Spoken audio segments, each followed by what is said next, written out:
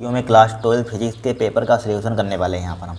अगर आपने इन पेपरों को जितने हम पेपर कराएंगे अगर इनको आपने तैयार कर लिया, ठीक है, तो आपके बोर्ड में 70 में 70 नंबर को रोक नहीं सकता। 70 में 70 नंबर आ गए अगर आपने सही से तैयारी कर ली यहाँ पर, ठीक है। जितने क्वेश्चन करा रहे हैं एक एक कॉपी में नोट कर लेना, इन्हीं में से करते रट लेना क्वेश्चन, क्योंकि इसी में से आएंगे, पेपर में से ही क्वेश्चन आते हैं, आपको मालूम है यहाँ पर, ठीक है।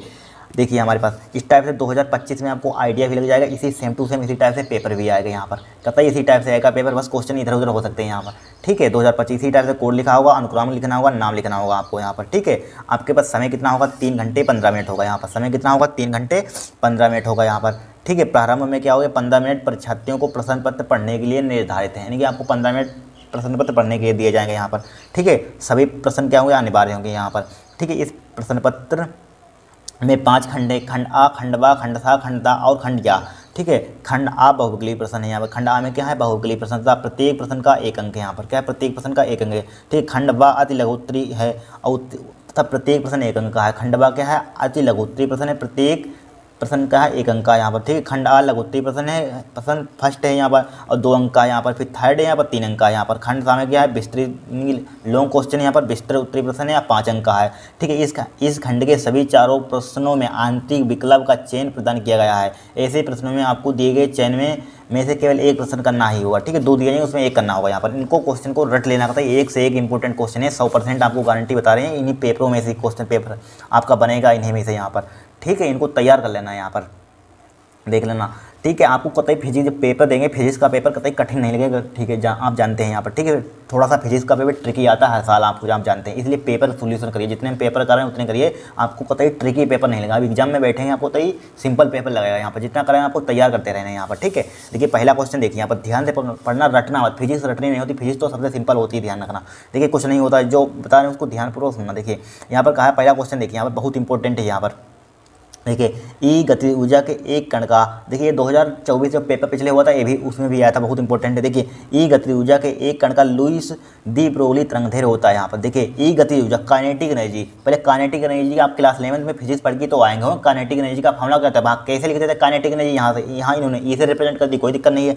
काइनेटिक एनर्जी का फॉर्मूला क्या होता है, ई बराबर होता है हमारे पास, क्या होता है काइनेटिक एनर्जी का फॉर्मूला, ई बराबर होता है 1/2 mv², यहाँ पर होता है काइनेटिक एनर्जी का फॉर्मूला होता है, ठीक है। डायरेक्टली आपको रटने नहीं है, बिल्कुल MCQ सोल्व करके आपको, मतलब पता नहीं कौन सा MCQ किस टाइप से आ जाए यहाँ पर, ठीक है। इसलिए सोल्व करना सीखिए यहाँ पर, सोल्व करना, वहाँ पर तुक्का मत मारना डायरेक्टली, ठीक है। फिर देखिए इतना एक काइनेटिक एनर्जी क्या होता है, ई बराबर 1/2 mv² होती है यहाँ पर। फिर देखिए लुईस दी ब्रोगली तरंगदैर्घ्य होता है, लुईस दी ब्रोगली तरंगदैर्घ्य यहाँ पर। अब दी ब्रोगली तरंगदैर्घ्य, देखिए दी ब्रोगली तरंगदैर्घ्य का फॉर्मूला क्या होता है, लेमडा बराबर क्या होता है, एच अपान पी होता है यहाँ पर, ठीक है। देखिए यहाँ पर फार्मूले में लेमडा है और पी इसमें कहीं दिख रहा है, पी नहीं दिख रहा, तो पी को हमें हटाना है यहाँ पर। तो पी को हटाने के लिए क्या करेंगे मालूम है, देखिए इसको रहने दीजिए, कहते हैं देखिए ई बराबर है यहाँ पर, ई बराबर, देखिए यहाँ पर एम से मल्टीप्लाई कर दीजिए, इसी फार्मूले में एम से डिवाइड कर दीजिए, आप कर दिया, कोई दिक्कत नहीं होगी। अब देखिए यहाँ पर क्या बचेगा, 1/2 2m हो जाएगा यहाँ पर। अब एम की मल्टीप्लाई कर दीजिए, m² हो जाएगा, b² हो जाएगा यहाँ पर, हो गया m² b², कोई दिक्कत नहीं है। और 2m की इधर मल्टीप्लाई कर दीजिए, 2m e हो जाएगा यहाँ पर, बराबर 2m e, यहाँ पर क्या बचेगा, m² b² बचेगा। इसी को क्या ले सकते हैं, इसी को p यानी संवेग पढ़ा हुआ, मोमेंटम आपने पढ़ा हुआ, p बराबर क्या होता है, mb होता है, इसी को ले सकते हैं p² ले सकते हैं यहाँ पर, ले सकते हैं या, देखिए या, तो p² को, तो p² बराबर क्या हो जाएगा 2me, तो p का मान निकालिए 2m ई स्क्वायर उधर जाएगा क्या हो जाएगा, अंडरूट में कन्वर्ट हो जाएगा, यहाँ पर किसमें हो जाएगा, अंडरूट हो जाएगा। अब देखिए पी बराबर है यहाँ पर, लेमडा बराबर एच अपान पी की जगह पर पुट कर दीजिए यहाँ पर, तो लेमडा बराबर क्या हो जाएगा, डी ब्रोगली तरंगदैर्घ्य हमारे पास क्या है, लेमडा बराबर एच अपान 2me, तो क्या हो जाएगा 2me, यही क्या होगा आपका ऑप्शन में कहीं दिया होगा। देखिए लेमडा बराबर एच अपान अंडरूट 2me, लेमडा बराबर एच अपान 2me, देखिए ऑप्शन नंबर पहला ही मिलेगा यहाँ पर, दूसरा गलत है, तीसरा है। कितना सिंपल होता है, कोई कठिन है यहाँ पर। डायरेक्टली अगर तुक्का मारेंगे तो सब गड़बड़ आ जाएगा यहाँ पर। सोल्व करना क्वेश्चन को यहाँ पर, जो कह रहा है ध्यानपूर्वक पढ़ना क्वेश्चन पेपर, ठीक है, यह पढ़ना ध्यानपूर्वक, आपको क्वेश्चन पेपर एग्जाम में पढ़ना है यहाँ पर। फिर देखिए बहुत इंपॉर्टेंट है, बहुत बारे क्वेश्चन आ चुके हैं। देखिए वायु में प्रकाश की चाल 3×10⁸ मीटर प्रति सेकंड यहाँ पर है 1.5 अपवर्तनांक वाले कांच में प्रकाश की चाल होगी, ठीक, कांच में प्रकाश की चाल होगी। देखिए इसके लिए फार्मूला होता है, डायरेक्टली फार्मूला होता है, क्या होता है, इसके लिए फार्मूला होता है b बराबर c/n, ठीक है। बी बराबर क्या होता है सी अपान एन। हमें क्या करना है यहाँ पर, कांच में प्रकाश की चाल है, यहाँ पर वायु में प्रकाश की चाल दी, कांच में क्या होती है वायु में प्रकाश की चाल, क्या होती है कांच में प्रकाश की चाल, ठीक है। यही निकालना है। बी बराबर सी का मान दिया है यहाँ पर, वायु में प्रकाश की चाल 3 × 10⁸ मीटर प्रति सेकंड। ये याद होगा आपको कि क्या दिया 3 × 10⁸ मीटर प्रति सेकंड यहाँ पर। और अपवर्तनांक कितना दिया 1.5 दिया यहाँ पर, 1.5 लिखा है यहाँ पर, पॉइंट हटा दीजिए, यहाँ पर 0 बढ़ा दीजिए, बढ़ा दिया 0, 15 × 15, 15 दूनी 30 हो जाएगा, 2 × 10⁸ हो जाएगा। तो बी का मान क्या हो जाएगा 2 × 10⁸, 2 × 10⁸ मीटर प्रति सेकंड। देखिए आंसर हो जाएगा 2 × 10⁸ मीटर प्रति सेकंड है, यहाँ पर कहीं पर ये लिखा हुआ है, ठीक। कितने सिंपल क्वेश्चन होते हैं, कोई कठिन है यहाँ पर। देखिए हम नेक्स्ट देखेंगे यहाँ पर। फिर देखिए यहाँ पर क्वेश्चन नंबर हमारे पास क्या है, नाभिकीय बल की प्रकृति है। यहाँ पर नाभिकीय बल की प्रकृति क्या होती है, विद्युतीय होती है, चुंबकीय होती है, गुरुत्वीय होती है, इनमें से कोई नहीं। देखिए हम जानते हैं डायरेक्टली याद कर लेना, यानी कि नाभिकीय बल की प्रकृति क्या होती है, विनिमय होती है। यहाँ पर ऑप्शन में नहीं आया था, यहाँ पर विनिमय होती है, बट यहाँ पर, लेकिन यहाँ पर ऑप्शन में कहीं इनमें से कोई नहीं, यहाँ पर इनमें से कोई नहीं लिख दिया यहाँ पर। बट आपको याद रखना है नाभिकीय बल की प्रकृति क्या होती है, विनिमय होती है। यहाँ पर ध्यान रखना, यहाँ पर कभी ठीक है प्रैक्टिकल क्वेश्चन पूछा जा सकता है, नाभिकीय बल की प्रकृति होती है तो विनिमय होती है, ठीक है। लेकिन बट यहाँ पर दिया ही नहीं नाभिकीय बल की प्रकृति होती, तो इनमें से कोई नहीं, अब टिक मारेंगे यहाँ पर, ठीक है। फिर देखिए उत्तल लेंस की बहुत इंपॉर्टेंट है, उत्तल लेंस की फोकस दूरी अधिकतम है यहाँ पर, किसमें होती है अधिकतम, ये 2019 में क्वेश्चन पूछा गया था और 2024 में क्वेश्चन पूछा गया था, क्वेश्चन पेपर देखना उसमें होगा, ठीक है। तो क्या होती है लाल प्रकाश के लिए होती है, किसके लिए होती है लाल प्रकाश के लिए, बहुत इंपॉर्टेंट है यहाँ पर, ठीक है। फिर देखिए विशुद्ध प्रेरकी परिपथ में शक्ति गुणांक का मान है, विशुद्ध प्रेरकी परिपथ में शक्ति गुणांक का मान यहाँ पर बताना कितने होती है, शून्य होती है, क्या होती है शून्य यहाँ पर, ठीक है, क्या होती है शून्य होती है, ठीक है। फिर देखिए बहुत इंपॉर्टेंट, बहुत बार आ चुका है, दो बिंदु आवेशों को वायु में एक निश्चित दूरी पर रखने पर उनके बीच 80 न्यूटन का बल कार्य करता है। जब उन्हीं आवेशों को एक परावैद्युत माध्यम में इतनी ही दूरी पर रखा जाता है, ठीक है, तो इन पर 8 न्यूटन का बल कार्य करता है। माध्यम का परावैद्युतांक होगा, क्या होगा माध्यम का परावैद्युतांक होगा। यहाँ पर कुछ नहीं है, बहुत ही सिंपल, आप उसका फार्मूला लगाइए, यानी कूलाम का नियम। कूलाम का नियम क्या होता है, देखिए पहले क्या है कूलाम का नियम आपने पढ़ा होगा, F बराबर क्या होता है 1/4 पाई एप्सिलॉन नॉट। वैसे के लेते हैं यहाँ पर, के लेते हैं यहाँ पर Q1 Q2 परावैद्युतांक के लिए Q1 Q2 अपन r² होता है यहाँ पर। बट यहाँ पर जब परावैद्युतांक कहा जाए तब लेते हैं परावैद्युतांक, वैसे के होता है डायरेक्टली फार्मूला देना कि यहाँ पर एक के होता है। कूलम का नियम क्या होता है, F बराबर 1/4 pi epsilon not Q1 Q2 upon r² होता है। लेकिन क्वेश्चन पढ़िए यहाँ पर, क्या पढ़िए क्वेश्चन लिखिए। अब के का मान निर्वात अथवा वायु के लिए क्या होता है, ये भी समझ लीजिए। के का मान निर्वात अथवा वायु के लिए क्या होता है, 1 होता है। यहाँ पर 1 लेते हैं, यहाँ पर के का मान निर्वात अथवा वायु के लिए क्या लेते हैं, 1 लेते हैं। अब देखिए क्वेश्चन पढ़िए, देखिए दो बिंदु आवेशों को, देखिए दो बिंदु है तो दो बिंदु कूलम के नियम कहाँ लगता है, दो बिंदु आवेश के लिए लगता है। दो बिंदु आवेशों को वायु में एक, देखिए वायु आ गया यहाँ पर, वायु के लिए के का मान क्या लेते हैं 1 लेते हैं। वायु में एक निश्चित दूरी पर रखने पर उनके बीच बल 80 न्यूटन का लगता है। तो 80 न्यूटन बल क्या लगता है, 80 न्यूटन का बल। देखिए तो F बराबर क्या होता है, फार्मूला ए होता है यहाँ देखिए वायु में, चूंकि वायु में है यहाँ पर F बराबर क्या है, F बराबर 1/4 pi epsilon not Q1 Q2 upon r²। चूंकि यहाँ पर के लेते हैं हम, यहाँ पर फार्मूला क्या होता है कूलम में 1/4 पाई एप्सिलॉन नॉट के होता है। बट यहाँ पर बोला गया है वायु, क्या बोला है वायु के लिए 1 लेते हैं। तो यहाँ पर 1 ले लेंगे, 1 का मान क्या हो जाएगा, इसकी मल्टीप्लाई करेंगे उतना ही आएगा यहाँ पर, ठीक है। तो यहाँ पर बल कितना लगता है 80 न्यूटन लगता है। तो ये लिख लीजिए 1/, तो क्या हो जाएगा 1/4 पाई एप्सिलॉन नॉट, ठीक है। इसको टेढ़ा हो रहा है, Q1 Q2 अपान r² बराबर क्या हो जाएगा 80 हो जाएगा। समीकरण 1 डाल दीजिए। फिर क्या कह रहा है, जब इन्हीं आवेशों को न्यूटन का बल लगता है, जब इन्हीं आवेशों को एक परावैद्युत माध्यम में उतनी ही दूरी पर रखा जाता है, एक परावैद्युत माध्यम में रखा जाता है उतनी ही दूरी पर रखा जाता है तो 8 न्यूटन का बल लगता है। यानी कि इसी को डायरेक्टली फार्मूला लिख दिया, परावैद्युत माध्यम मतलब के का मान यहाँ पर ले लीजिए, ठीक है। तब बल हमारे पास क्या लगता है 8 न्यूटन का लगता है। डायरेक्टली लिख दें यहाँ पर, डायरेक्टली लिख रहे हैं यहाँ पर, तो क्या हो जाएगा 1/4 pi epsilon not Q1 Q2, लेकिन बट के ले लिए यहाँ पर चूंकि परावैद्युतांक बोला गया है, ठीक है। Q1 Q2 अपान r² बराबर क्या हो जाएगा 8 हो जाएगा। इसको डाल दिए समीकरण 2 यहाँ पर डाल दिया। अब समीकरण 1 व 2 को क्या कर दिए, भाग कर दीजिए यहाँ पर, 1 2 को क्या कर दीजिए, भाग कर दीजिए यहाँ पर। तो लिखिए समीकरण 1 व 2 को, ठीक है, यहाँ पर जगह आ जाएगा यहाँ पर समीकरण 1/2 भाग कर दीजिए। तो यहाँ पर क्या हो जाएगा समीकरण 1/4 पाई एप्सिलॉन नॉट, ठीक है, 1/4 pi epsilon not Q1 Q2 upon r²। LHS को LHS के साथ भाग कर दीजिए, RHS को RHS के साथ। फिर क्या यहाँ पर 1/4 पाई एप्सिलॉन नॉट Q1, लेकिन के भी है यहाँ पर, क्या है K1 Q1 Q2 अपान r²। इधर 80 बटे क्या हो जाएगा 8 हो जाएगा। देखिए 1/4 पाई एप्सिलॉन नॉट से 1/4 pi epsilon not cancel out हो जाएगा, इससे कैंसिल आउट है Q1 Q2 से Q1 Q2 कैंसिल आउट हो जाएगा, r² से r² कैंसिल आउट हो जाएगा। तो 1 बचा, नीचे क्या बचा इसके 1/k बचा, यहाँ पर बराबर क्या बचा 8.80 हो जाएगा। तो इसी को कर लेते हैं 1 लिख लेंगे, 1 मल्टीप्लाई के अपन 1 हो जाएगा। यहाँ पर उसको उल्टा करेंगे बराबर क्या हो जाएगा 10 हो जाएगा। तो के बराबर क्या आ जाएगा आपका आंसर 10 आ जाएगा। यहाँ पर के का मान कितना गया 10। कितना सिंपल है। यहाँ पर बस फार्मूला आपको कूलम का नियम, यहाँ पर आप उसने पूछा आपको कूलम का नियम मालूम है कि नहीं, बस उसी पर एक फार्मूला उसी पर न्यूमेरिकल पूछ लिया यहाँ पर। तो के का मान क्या आ जाएगा 80 10 आ जाएगा। यहाँ पर के का मान क्या आ जाएगा 10 आ जाएगा। ऑप्शन नंबर क्या हो जाएगा 10 हो जाएगा। देखिए समझ में आया कुछ नहीं है इसमें। 2 बिंदु आवेशों में वायु में पहले फार्मूला कूलम का नियम आपको मालूम होना चाहिए। 1/4 के Q1 Q2 अपन R² होता है। क्योंकि निर्वात अथवा वायु के लिए क्या ले लेंगे के का मान 1 ले लें। तो वायु के लिए पूछा, वायु के लिए बल दिया गया इतना दिया गया 80 न्यूटन दिया, समीकरण 1 बनेगी।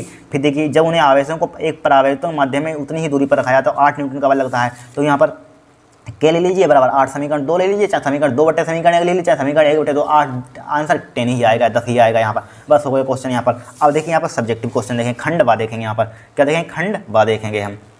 अब देखिए क्वेश्चन नेक्स्ट देखिए, पहला क्या कहा किसी पतले प्रिज्म में, ठीक है, किसी पतले प्रिज्म में उत्पन्न, देखिए पतले प्रिज्म के लिए कहा गया, यहाँ पर किसके लिए कहा गया पतले प्रिज्म के लिए, किसी पतले प्रिज्म से उत्पन्न, ठीक है, उत्पन्न न्यूनतम विचलन कोण 10 डिग्री है। प्रिज्म कोण क्या है, प्रिज्म कोण क्या है, प्रिज्म के पदार्थ का, ये पदार्थ लिखा हुआ प्रिज्म के पदार्थ का अपवर्तनांक 1.5 है। यहाँ पर अपवर्तनांक कितना है, यहाँ पर 1.5 है। यहाँ पर कुछ नहीं है, बहुत ही सिंपल है, हर साल क्वेश्चन आता है यहाँ पर इस टाइप से, देख लेना पिछले साल को पेपर उठाकर। देखिए किसी पतले प्रिज्म से उत्पन्न न्यूनतम विचलन कोण, न्यूनतम विचलन कोण जरा बताना कैसे लिखते हैं, डेल्टा एम से लिखते हैं। किसे लिखते हैं, दूसरे का सोल्व कर रहे हैं, दूसरे का, ठीक है। किसी पतले प्रिज्म से उत्पन्न न्यूनतम विचलन कोण, न्यूनतम विचलन delta m minimum, delta m minimum न्यूनतम विचलन कोण 10 डिग्री दिया गया है। यहाँ पर कितना दिया गया है 10 डिग्री दिया गया है, ठीक है।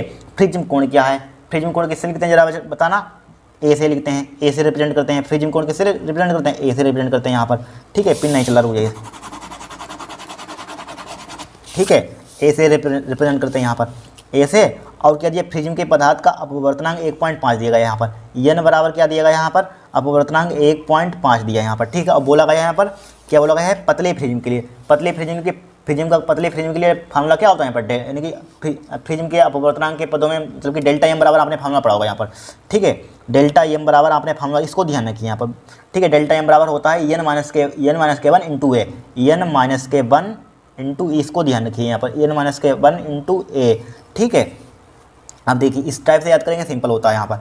अब देखिए हमें चूंकि निकालना क्या है, ए का मान निकालना है, तो ए का मान निकालने के लिए क्या करेंगे, इसको देखिए गुणा का है, इसके गुणा का इसको नीचे ले आइए, तो डेल्टा एम बटे क्या हो जाएगा, इसको नीचे लाएंगे, n माइनस का 1 हो जाएगा यहाँ पर, n माइनस का 1 हो जाएगा, बराबर क्या हो जाएगा, ए हो जाएगा यहाँ पर, हो गया ए हो गया, ठीक है। अब वैल्यू पुट कर दीजिए यहाँ पर, वैल्यू पुट कर दीजिए, तो ए बराबर क्या हो जाएगा यहाँ पर, डेल्टा एम का मान कितना दिया है 10 डिग्री दिएगा यहाँ पर, 10 की पावर 10 कहाँ लिख लिया, 10 डिग्री लिखिए, ठीक है। 10 लिखिए, 10 लिख लिया यहाँ पर, क्या लिख लिया हमने 10 लिख लिया यहाँ पर, लिख लिया 10 यहाँ पर, डिवाइडेड बाई n का मान क्या है यहाँ पर 1.5 है, यहाँ पर 1.5 माइनस का 1, ठीक है, बराबर देखिए 10 बटे 1.5 में से बन गया कितना बचेगा 0.5, आधा बचेगा यहाँ पर, 1.5 में से 1 घटाएंगे कितना बचेगा आधा, पॉइंट हटा दीजिए, ऊपर 0 बढ़ जाएगा यहाँ पर, पॉइंट हटा दीजिए, ऊपर क्या बढ़ जाएगा यहाँ पर 0 बढ़ जाएगा, यहाँ पर बढ़ जाएगा 0। अब देखिए क्या बचा हमारे पास, ए बराबर बचा हमारे पास 100 बटे 5 से उड़ा दीजिए, क्या आ जाएगा 20 डिग्री आ जाएगा आपका, ठीक है। प्रिज्म कोण क्या आ जाएगा 20 डिग्री हो जाएगा, ये क्या हो जाएगा आपका आंसर हो जाएगा। बताइए कुछ कठिन क्वेश्चन है, बताइए कुछ नहीं है यहाँ पर, जो दिया गया उसको बस क्या दिया गया, बहुत बार क्वेश्चन आ चुका है यहाँ पर, ठीक है। किसी पतले प्रिज्म से उत्पन्न न्यूनतम विचलन कोण 10 डिग्री दिया, प्रिज्म कोण क्या करना है, ए का मान निकलना है यहाँ पर, प्रिज्म के पदार्थ का अपवर्तनांक 1.5 है, बस हो गया काम। फिर देखिए यहाँ पर क्वेश्चन, फिर बोला गया है हाइड्रोजन परमाणु की 52 श्रेणी की आवृत्ति के लिए समीकरण लिखिए यहाँ पर, ठीक है। इसके लिए लिखना हाइड्रोजन परमाणु की 52 श्रेणी की आवृत्ति के लिए समीकरण लिखिए। देखिए इसके लिए फार्मूला होता है न्यू बराबर, ठीक है, न्यू बराबर कौन सा है, खा, यहाँ पर खा लिखिए पर खा, इसके लिए न्यू बराबर होता है यहाँ पर क्या होता है, न्यू बराबर एक आर सी और क्या होता है 1/2 का स्क्वायर, ब्रैकेट क्लोज कर दीजिए, माइनस का होता है 1/, चाहे बटे में होल लिख लीजिए, पर बटे में होल लिख लीजिए, चाहे इस टाइप से लिखिए, 1/n स्क्वायर होता है, ये होता है फार्मूला यहाँ पर। जहाँ n का मान क्या होता है हमारे पास, n का मान हमारे पास क्या होता है, n का मान चाहे इससे ज़्यादा लेते हैं 3 4 ले लीजिए, चाहे 5 ले लेंगे यहाँ पर, डॉट जिसके लिए बोलेगा वो होता है, उसके लिए हम n का मान ले लेंगे यहाँ पर, ठीक है। यही क्या होता है, यानी कि न्यू बराबर क्या होता है RC 1/2 का स्क्वायर माइनस के 1/n स्क्वायर, यही क्या होता है हमारे पास हाइड्रोजन परमाणु की 52 श्रेणी की आवृत्ति के लिए समीकरण होता है, ठीक है। यही होता है यहाँ पर, याद कर लेना इसको, ठीक है। फिर देखिए यहाँ पर, फिर क्या है यहाँ पर, फिर हमारे पास है ये हो गया। फिर विद्युत चालकता की परिभाषा में विभिन्न सूत्र लिखिए। देखिए विद्युत चालकता की परिभाषा विभिन्न सूत्र लिखिए। देखिए यहाँ पर हमने लिखी थी विद्युत चालकता की परिभाषा, जिससे कि आपको टाइम ना लगे। यहाँ पर विद्युत चालकता की परिभाषा यहाँ पर देखिए, यहाँ पर ये लिखी हुई विद्युत चालकता की परिभाषा यहाँ पर, ठीक है। देखिए विद्युत चालकता की परिभाषा क्या होती है, यहाँ पर यही बोला है विद्युत चालकता की परिभाषा में बीमी सूत्र लिखे यहाँ पर क्या होती है। देखिए विद्युत प्रतिरोध के व्युत्क्रम को विद्युत चालकता क्या कहते हैं, यहाँ पर विद्युत प्रतिरोध के व्युत्क्रम को क्या कहते हैं, विद्युत चालकता कहते हैं यहाँ पर, ठीक है। बहुत सिंपल है, यहाँ पर विद्युत चालकता क्या होती है, विद्युत प्रतिरोध के व्युत्क्रम को विद्युत चालकता कहते हैं। मात्रक क्या होता है, ओम इनवर्स होता है यहाँ पर, मात्रक क्या होता है, ओम इनवर्स होता है यहाँ पर, ठीक है। मात्रक क्या होता है, ओम इनवर्स होता है, ठीक है। मात्रक ओम इनवर्स बीमा लिख लीजिए, बीमा चूंकि उसमें एक क्वेश्चन में मात्रक नहीं पूछा गया था, नहीं पूछा गया था, मात्रक बट लिख लीजिए यहाँ पर, परिभाषा बीमे सूत्र लिखिए, लेकिन मात्रक क्या होता है, ओम इनवर्स होता है। बीमा क्या होता है, एम की पावर माइनस के वन एल की पावर माइनस के 2 टी क्यू ए स्क्वायर यहाँ पर, ठीक है। ए स्क्वायर होता है यहाँ पर, क्या होता है, ए स्क्वायर होता है। बीमा तो निकालने क्लास 11 में सीखी होंगी, इसमें क्या सिखाएं, छोड़िए इसको, ठीक है। फिर देखिए यहाँ पर, फिर हमारे पास क्या है, किसी प्रत्यावर्ती धारा परिपथ में औसत शक्ति गुणांक का व्यंजक लिखिए यहाँ पर। औसत शक्ति गुणांक का क्या लिखना है, व्यंजक लिखना है यहाँ पर, लिख लीजिए व्यंजक यहाँ पर, क्या लिख लीजिए, व्यंजक लिख लीजिए। देखिए यहाँ पर लिख देते हैं, बहुत सिंपल है, यहाँ पर क्या है, व्यंजक लिखना है यहाँ पर। क्वेश्चन नंबर 1 कौन सा था हमारे पास, घा, यहाँ पर घा, ठीक है। ये क्या है, घा, यहाँ पर लिखते रहना क्वेश्चन यहाँ पर घा। इसके लिए फार्मूला होता है P बराबर औसत शक्ति का गुणांक का क्या होता है, B/RMS root mean square voltage का और धारा का रूट मीन स्क्वायर धारा का कोस फाई होता है यहाँ पर, ठीक है। कोस फाई शक्ति गुणांक यहाँ पर, ये क्या होता है हमारे पास, फार्मूला होता है यहाँ पर, कोई कठिन है यहाँ पर, कुछ नहीं है यहाँ पर, ठीक है। देखिए होल पर कितना आवेश होता है, होल लिखा हुआ है, क्या लिखा हुआ, होल यहाँ पर, ठीक है। होल पर कितना आवेश होता है, ठीक है। पीएन सनी डायोड का परिपथ संकेत बनाइए, यहाँ पर कुछ नहीं है, बहुत सिंपल। देखिए होल पर कितना आवेश, मान लीजिए यहाँ पर, मान लीजिए इस टाइप से, यहाँ पर मान लीजिए एक इलेक्ट्रॉन है यहाँ पर, क्या है, इलेक्ट्रॉन है इस टाइप से यहाँ पर, ठीक है। यहाँ पर मान लीजिए क्या, सपोज डेट यहाँ पर क्या, इलेक्ट्रॉन इस टाइप से है यहाँ पर, ठीक है। इलेक्ट्रॉन है यहाँ पर, क्या है, इलेक्ट्रॉन है यहाँ पर, ये इलेक्ट्रॉन यहाँ पर। मान लीजिए जब यहाँ से जब इलेक्ट्रॉन चला जाता है, कहाँ से इलेक्ट्रॉन, यहाँ से इलेक्ट्रॉन चला जाता है तो इस टाइप से खाली यहाँ पर जगह बच जाती है, इस टाइप से खाली जगह यहाँ पर, इस टाइप से क्या बच जाती है, खाली जगह बच जाती है। यही क्या होती है, होल होते हैं यहाँ पर, ठीक। खाली जगह बच जाती है, जब इलेक्ट्रॉन चले जाते हैं तो इन पर क्या हो जाता है, धनावेशित हो जाता है, हमारे धनावेश हो जाता है। चूँकि होल पर आप सिंपल भाषा में याद रखिए, चूँकि इलेक्ट्रॉन के विपरीत होता है होल पर साइन यहाँ पर, ठीक। इलेक्ट्रॉन पर क्या होता है, निगेटिव साइन होता है, बट होल पर क्या होता है, पॉजिटिव साइन होता है। तो होल पर क्या हो जाएगा, पॉजिटिव साइन होता है यहाँ पर, ठीक है। होल पर क्या होता है, पॉजिटिव साइन। तो आप लिख सकते हैं यहाँ पर होल पर कितना आवेश होता है, तो होल पर धनावेश होता है यहाँ पर, होल पर धनावेश होता है, धनात्मक साइन होता है, चिन्ह होता है, या लिख सकते हैं धनात्मक साइन होता है। होल पर कितना होता है, धनात्मक साइन होता है यहाँ पर, ठीक है। देखिए इस पर लिखिए यहाँ पर, होल पर लिखिए यहाँ पर, होल पर धनात्मक साइन होता है, क्या है, होल पर कितना आवेश होता है, तो होल इस टाइप से लिख लिया, होल पर धनात्मक चिन्ह होता है, धनात्मक चिन्ह होता है, ठीक है। फिर क्या बोला गया, पीएन सनी डायोड का परिपथ संकेतक बनाइए, बहुत सिंपल, आप बना लेंगे आराम से, ठीक है। पीएन सन, तो इस टाइप से एक लाइन खींचते हैं यहाँ पर, इस टाइप से खींचिए यहाँ पर, क्या है, एक डायोड बना दीजिए यहाँ पर, डायोड इस टाइप से, डायोड इस टाइप से आप एक डायोड बना दीजिए इस टाइप से, ठीक है। डायोड बना इस टाइप से एक लाइन खींच दीजिए यहाँ पर, बड़ी सी खींच दी, बड़ी सी लाइन। इधर क्या होता है, एन होता है, इधर क्या होता है, पी होता है यहाँ पर, ठीक है। इधर क्या होता है, एन होता है, इधर क्या होता है, पी होता है। यही क्या है हमारे पास, संकेतांक है पीएन सन डायोड का यहाँ पर।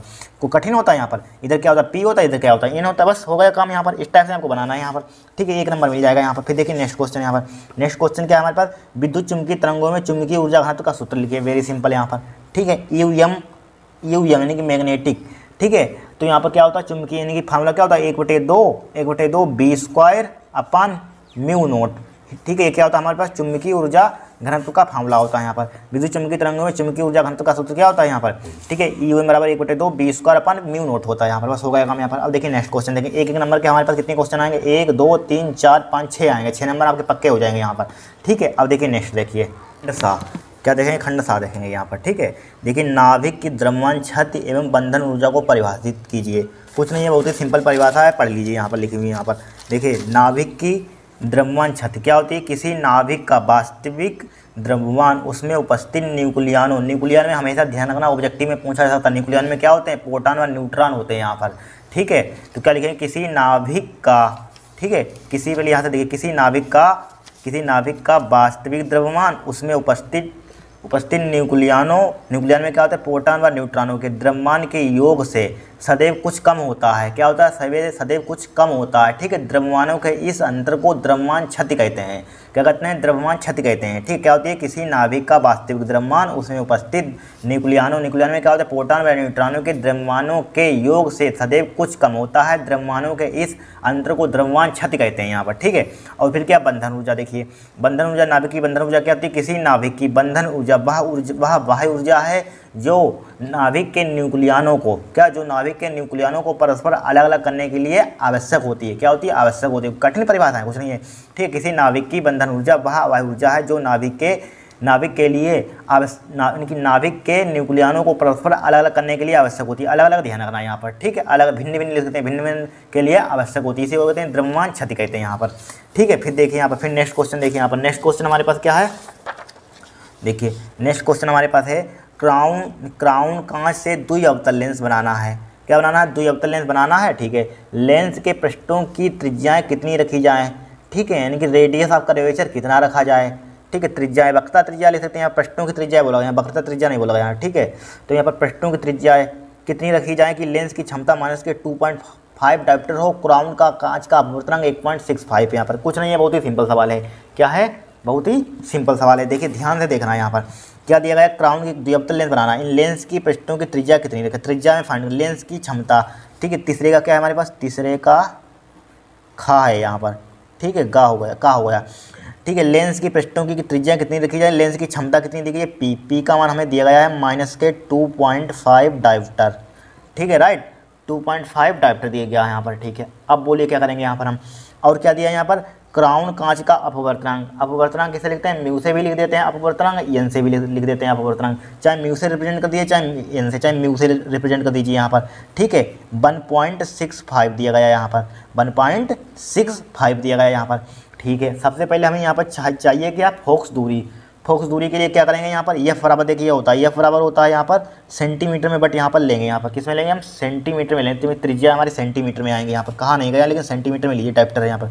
ठीक है, तो यहाँ पर देखिए, तो फार्मूला क्या था? 100/P ले लेंगे यहाँ पर, 100/P बराबर 100/P।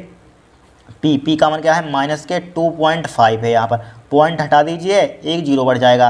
25 चौक 40 आ जाएगा यहाँ पर। क्या आ जाएगा यहाँ पर? 40 आ जाएगा। किसका आ जाएगा? निगेटिव, चूँकि निगेटिव है, माइनस का 40 सेंटीमीटर में आ जाएगा यहाँ पर। ठीक है, इधर लिख लीजिए, या बराबर क्या आ गया? माइनस के 40 सेंटीमीटर हमारे पास फोकस दूरी आ गई यहाँ पर। क्या आ गई? फोकस दूरी आ गई यहाँ पर। अब देखिए, अपवर्तनांक हमें 1.65 दिया गया यहाँ पर। अब देखिए सूत्र लगाइए यहाँ पर, तो 1/F बराबर क्या होता है? लेंस मेकर सूत्र, इसे कहते हैं लेंस मेकर सूत्र लगाइए। एन माइनस का 1/R1 माइनस के 1/R2। ठीक है, 1/R1 माइनस के, लेकिन हमने एन लिख चाहिए यहाँ पर, एन ही लिख लीजिए यहाँ पर, म्यू मत लिखिए। ठीक है, एन से भी अपवर्तनांक लिखते हैं, म्यू से भी, चाहे म्यू यहाँ पर लिख लेना, यहाँ पर कोई दिक्कत नहीं है। ठीक है, तो यहाँ पर हमें त्रिज्या ज्ञात करनी है। तो यहाँ पर 1/F का मान कितना दिया गया है? 40 दिया गया यहाँ पर। कितना दिया गया? 40 यहाँ पर दिया गया, 40 यहाँ पर, 40 ले लीजिए यहाँ पर। ठीक है, 40 ले लिए, माइनस का क्या हो जाएगा? 1/40 हो जाएगा यहाँ पर, बराबर क्या हो जाएगा? एन माइनस का 1। एन का मान भाई अपवर्तनांक कितना दिया? 1.65 दे दिया यहाँ पर, माइनस का 1 लिखा है यहाँ पर। ठीक है, 1/R1 माइनस के 1/R2। तो R1 की जगह पर आप R ले लीजिए यहाँ पर, R1 की जगह पर क्या ले लीजिए आप? R ले लीजिए। तो 1/, क्या हो जाएगा यहाँ पर? चूँकि यहाँ पर देखिए यहाँ पर, ठीक है, अब देखिए यहाँ पर, रुक जाइए, इसको सही कर लेते हैं। अब देखिए यहाँ पर, चूँकि यहाँ पर क्या क्राउन कहाँ से द्वि अवतल लेंस बनाना, क्या बनाना? द्वि अवतल लेंस यहाँ पर। तो यहाँ पर R1 का मान आप माइनस का R ले लीजिए यहाँ पर। R1 का क्या मान ले लीजिए? माइनस का R। ठीक है, R1 का मान क्या ले लेंगे? माइनस का R ले लेंगे। R2 का मान क्या ले लेंगे? R ले लेंगे यहाँ पर। ठीक है, R2 का मान देखिए, R1 का मान माइनस का R ले लेंगे यहाँ पर, क्या? माइनस का R। R2 का मान ओनली R ले लेंगे यहाँ पर। ठीक है, अब देखिए तभी हमारा क्वेश्चन सोल्व हो पाएगा, वरना नहीं हो पाएगा यहाँ पर। ठीक है, फिर नहीं चल रहा था इसे। फिर देखिए, माइनस का 1/40 है। ठीक है, माइनस का 1/40 ज्यों का त्यों लिखिए यहाँ पर, लिखा है माइनस का 1/40 ज्यों का त्यों। 1.65 में से 1 घटाइए, 0.65 बचेगा, 0.65 बचा यहाँ पर, 0.65 बचा यहाँ पर। अब माइनस का यहाँ पर कॉमन ले लीजिए यहाँ पर। ठीक है, माइनस का यहाँ पर आप कॉमन ले लीजिए, माइनस का कॉमन मत लीजिए, डायरेक्टली लिख लीजिए। माइनस का क्या हो जाएगा? इसका एलसीएम क्या आ जाएगा? R आ जाएगा यहाँ पर, R। अब देखिए, माइनस का 1 यहाँ पर है, माइनस का 1 ऊपर लिख लीजिए माइनस, अब माइनस का 1 लिख लीजिए यहाँ पर, लिख लिया यहाँ पर, लिख लिया। ठीक है, माइनस का 1/40 लिखा यहाँ पर, बराबर लिखा 0.65 मल्टीप्लाई, एक कितना हो जाएगा? माइनस के 2/R हो जाएगा यहाँ पर, हो जाएगा। अब देखिए, माइनस से माइनस क्या हो जाएगा? कैंसिल आउट हो जाएगा यहाँ पर, कट जाएगा, माइनस से माइनस कैंसिल आउट हो जाएगा। ठीक है, अब देखिए हमें किसका मान निकालना है, आर का मान निकालना है यहाँ पर। आर का मान किस टाइप से निकालेंगे, देखिए आर को या लिखिए, या 2/r मल्टीप्लाई 0.65 बराबर क्या हो जाएगा, 1/40 हो जाएगा यहाँ पर। ठीक है, हमें आर का मान, इसको जस्ट पलट दीजिए, r/2 गुणा क्या हो जाएगा 0.65 हो जाएगा, बराबर ऊपर पहुँच जाएगा 40। अब उसकी उधर मल्टीप्लाई कर दीजिए, r बराबर क्या हो जाएगा 40 क्या हो जाएगा, r बराबर 40 गुणा 2 गुणे 0.65 हो जाएगा यहाँ पर। ठीक है, r बराबर क्या हो जाएगा यहाँ पर, r बराबर देखिए 40 दूना कितना होता है 80 होता है, 40 दूना 80 मल्टीप्लाई 80 होता है, मल्टीप्लाई क्या हो जाएगा यहाँ पर 0.65 हो जाएगा, बराबर 8 पंचे 40 का 0 हो जाएगा यहाँ पर, 8 पंचे 40 का 0। ठीक है, 8 छंग 48, 48 और 40, 48 और 4 कितना होता है 52 होता है, 52 लिख लिया, 1 0 यहाँ पर और बढ़ा दिया, पॉइंट कितने के बाद है 1 2 2 के बाद यहाँ पर पॉइंट लगा दीजिए यहाँ पर। ठीक है, तो r का मान हमारे पास क्या आ जाएगा 52, क्या आ जाएगा यहाँ पर 52 आ जाएगा यहाँ पर, क्या आ जाएगा 52। ठीक है, r का मान कितना आ गया हमारे पास, वक्ता त्रिज्या 52 सेंटीमीटर आ गई हमारे पास, क्या आ गई 52 सेंटीमीटर आ गई यहाँ पर। ठीक है, r का मान, तो r2 का मान, r1 का मान कितना हो जाएगा यहाँ पर, r1 का मान कितना हो जाएगा 52 सेंटीमीटर हो गया यहाँ पर। ठीक है, क्योंकि यहाँ पर है कि यहाँ पर देखिए यहाँ पर क्या है, द्विअवतल है यहाँ पर, द्विअवतल है यहाँ पर, द्विअवतल है यहाँ पर। द्विअवतल में आप जानते होंगे क्या होता है यहाँ पर, द्विअवतल या अभवत लोत, यानी कि अभवतल लेंस भी कहते हैं इसको, क्या कहते हैं उभयवतल लेंस भी कहते हैं या द्विअवतल लेंस भी कहते हैं, यहाँ पर मालूम होगा क्या कहते हैं, उभयवतल लेंस भी कहते हैं इसको, द्विअवतल को क्या कहते हैं, द्विअवतल को कहते हैं, द्विअवतल है यहाँ पर, इसी को दूसरी भाषा में कहते हैं उभयवतल लेंस कहते हैं। ठीक है, इसकी वक्ता इसकी पृष्ठ की अवतल, ठीक है, इसके दोनों पृष्ठ क्या होते हैं अवतल होते हैं। ठीक है, द्विअवतल के क्या होते हैं, दोनों पृष्ठ क्या होते हैं अवतल होते हैं। इन पृष्ठों की हमारे पास वक्ता त्रिज्या क्या होती है, समान हो या भिन्न भिन्न हो सकती हैं, हो भी सकती हैं, भिन्न भिन्न हो भी सकती हैं आप, तो इसकी नेगेटिव ले लीजिए यहाँ पर, भिन्न भिन्न हो भी सकती है, समान भी हो सकती है। ठीक है, चाहे r1 का मान क्या ले लीजिए यहाँ पर, समान भी हो सकती है, भिन्न भिन्न हो सकती है, माइनस का 52 सेंटीमीटर ले लीजिए यहाँ पर। r2 का मान क्या ले लीजिए, चूँकि r2 का मान भी 52 सेंटीमीटर माइनस का ले लीजिए यहाँ पर, माइनस का चूँकि द्विअवतल भी कहते हैं यहाँ पर। ठीक है, इसी को क्या हो जाएंगे, या दोनों हमारे पास क्या हो जाएगा आंसर हो जाएंगे यहाँ पर, माइनस के 52 सेंटीमीटर, ये क्या हो जाएगा हमारे पास आंसर हो जाएगा यहाँ पर। ठीक है, इसमें क्योंकि दोनों नेगेटिव होती हैं वक्ता त्रिज्या, यहाँ पर क्या ले लेंगे, यहाँ पर दोनों नेगेटिव होती है वक्ता त्रिज्या, ये क्या हो जाएगा हमारा आंसर आ जाएगा यहाँ पर। ठीक है, 52 सेंटीमीटर, ये क्या होगा हमारा आंसर होगा। ठीक है, इस टाइप से करेंगे इस क्वेश्चन को सोल्व। फिर देखिए हमारे पास फिर क्या, अर्धचालक में डोपिंग का क्या अर्थ है यहाँ पर, इसे क्यों किया जाता है यहाँ पर, इसे क्यों किया जाता है प्रयोग। ठीक है, तो देखिए डोपिंग क्या होती है यहाँ पर, देखिए डोपिंग, अर्धचालकों में डोपिंग का क्या अर्थ है यहाँ पर। देखिए डोपिंग, ये क्या होती है डोपिंग, देखिए किसी निज अर्धचालक में, ठीक है, निज अर्धचालक में 3 सहयोजी अथवा 5 सहयोजी इलेक्ट्रॉन वाली अशुद्धि मिलाकर उसे बाह्य अर्धचालक में बदलने की क्रिया को, बाह्य अर्धचालक में बदलने की क्रिया को कहते हैं डोपिंग कहते हैं। क्या कहते हैं, डोपिंग कहते हैं यहाँ पर। ठीक है, ऐसा करने से निज क्यों इसका इसमें कहा गया है, इसमें क्या कहा गया यहाँ पर, यानी कि इसे क्यों किया जाता है, इसका प्रयोग क्यों किया जाता है, क्यों किया जाता है मालूम है, देखिए क्योंकि ऐसा करने से क्यों किया जाता है, मतलब ऐसा करने से निज अर्धचालक की चालकता क्या जाती है, बढ़ जाती है यहाँ पर। ठीक है, क्या होती है डोपिंग, बहुत इंपॉर्टेंट क्वेश्चन है, ध्यान रखना। किसी निज अर्धचालक में 3 सहयोजी अथवा 5 सहयोजी इलेक्ट्रॉन वाली अशुद्धि मिलाकर उसे बाह्य अर्धचालक में बदलने की क्रिया को डोपिंग कहते हैं। ऐसा करने से निज अर्धचालक की चालकता बढ़ जाती है, क्या हो जाती है, बढ़ जाती है यहाँ पर। ठीक है, फिर देखिए नेक्स्ट क्वेश्चन यहाँ पर, नेक्स्ट क्वेश्चन क्या है, धारामापी अमीटर एवं वोल्टमीटर में से किसका प्रतिरोध अधिकतम तथा किसका प्रतिरोध न्यूनतम होता है यहाँ पर। ठीक, किसका प्रतिरोध न्यूनतम होता है यहाँ पर, बताइए। यहाँ पर बहुत सिंपल है, कुछ है नहीं इसमें। देखिए लिख लीजिए, इसका क्या कर लीजिए आप, लिख लीजिए यहाँ पर। देखिए इसे यहाँ पर लिख देते हैं यहाँ पर। देखिए चूँकि हम जानते हैं, चूँकि देखिए धारामापी अमीटर एवं वोल्टमीटर में से किसका प्रतिरोध अधिकतम तथा किसका प्रतिरोध न्यूनतम होता है यहाँ पर। ठीक है, तो देखिए यहाँ पर अमीटर का प्रतिरोध, देखिए यहाँ पर बोला गया धारामापी का अमीटर एवं वोल्टमीटर। अमीटर का प्रतिरोध, देखिए अमीटर का प्रतिरोध क्या होता है, हमेशा ध्यान रखना, रट लेना, ये पूछा जाता है, मतलब ये प्रैक्टिकल होता है तब पूछा जा सकता है यहाँ पर। ठीक है, वाइवा में। तो अमीटर का प्रतिरोध क्या होता है, न्यूनतम होता है यहाँ पर। लिख लीजिए अमीटर क्या है, घा क्वेश्चन यहाँ पर, घा अमीटर का प्रतिरोध, अमीटर धारामापी का, मतलब धारामापी या अमीटर का प्रतिरोध लिखिए, धारामापी का भैया मीटर, यानी अमीटर का प्रतिरोध। ठीक है, अमीटर का प्रतिरोध, अमीटर का प्रतिरोध क्या होता है हमारे पास, न्यूनतम होता है यहाँ पर, न्यूनतम मिनिमम, न्यूनतम। ठीक है, अमीटर का प्रतिरोध क्या होता है, न्यूनतम होता है। अब वोल्टमीटर का प्रतिरोध क्या होता है, अधिकतम होता है। वोल्टमीटर का प्रतिरोध,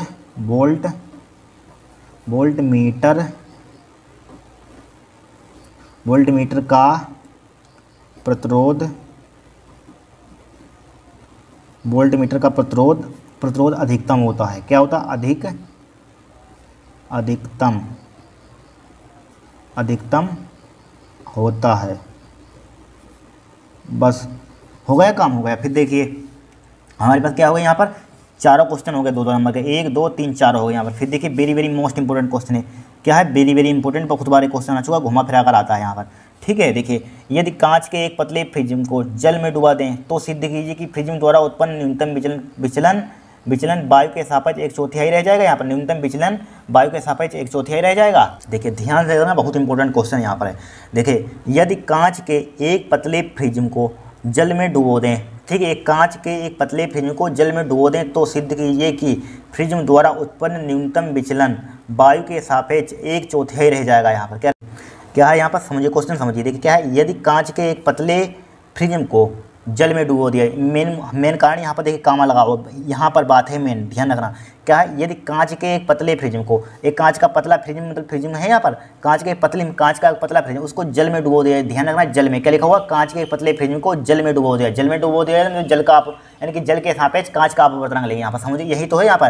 देखिए कांच के एक पतले प्रिज्म को, तभी तो 3 नंबर का क्वेश्चन दिया गया है। देखिए कांच के एक पतले प्रिज्म को जल में डुबो दिया, यानी कि जल के सापेक्ष नहीं, जल में डुबो दिया तो जल के सापेक्ष कांच का अपवर्तनांक लेंगे। ध्यान रखना। तो एन का मान देखिए, ANG चौथे का है यहाँ पर, चौथे का। तो यहाँ पर ANG का मान कितना दिया है? 3/2 दिया है यहाँ पर। ठीक है, NW का मान कितना दिया है? ANW का मान दिया है 4/3। और यहाँ पर क्या लिखा हुआ है?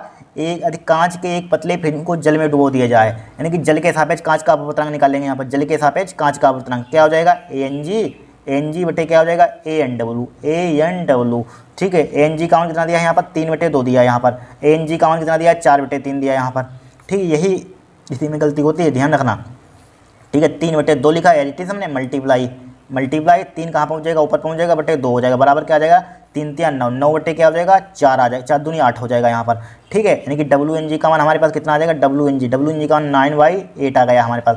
कांच के सापेक्ष, जल के सापेक्ष कांच का अपवर्तनांक हमने निकाल लिया यहाँ पर, निकाल लिया, कांच के सापेक्ष जल का अपवर्तनांक निकाल लिया यहाँ पर। ठीक है, अब देखिए यहाँ पर, ठीक है, तो यहाँ पर पहले हम निकालेंगे। देखिए यदि कांच के एक पतले प्रिज्म को, तो पहले कांच के एक पतले प्रिज्म, कांच में न्यूनतम विचलन कोण निकाल लीजिए। यहाँ पर अभी पहले क्वेश्चन नंबर तो 1 नंबर का कराया था क्वेश्चन, उसी में एक फार्मूला लिखवाया था, डेल्टा एम बराबर क्या होता है?